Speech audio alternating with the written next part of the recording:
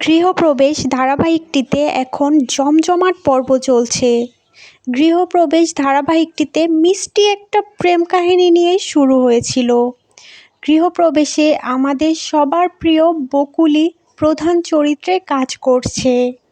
4 বছর পর উষসী রায় ধারাবাহিকটির মধ্য দিয়েই আবার ফিরে আসে আমাদের মাঝে। স্টার জলসার মিলন তিথির হাত ধরেই মূলত উষসীর অভিনয় জীবন শুরু হয়েছিল।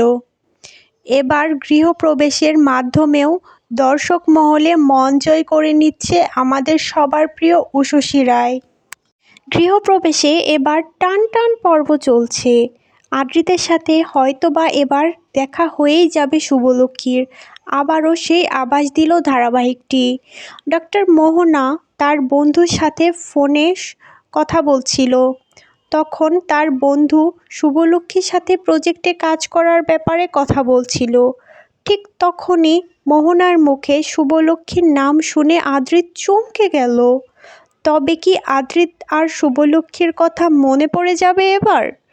অন্যদিকে শুভলক্ষ্মী ও আদ্রিতের মৃত ছবির দিকে তাকিয়ে কথা বলতেই ছবি থেকে হঠাৎ ফুলটা পড়ে যায়। তবে কিসের ইঙ্গিত এটা? এবার কি আদ্রিতের সাথে শুভলক্ষ্মীর দেখা হবে? অবশ্যই কমেন্টে জানাবেন। অন্যের মুখে হাসি ফোটাতে নিজের খুশি উৎসর্গ করাই প্রকৃত মনুষ্যত্ব। ধন্যবাদ।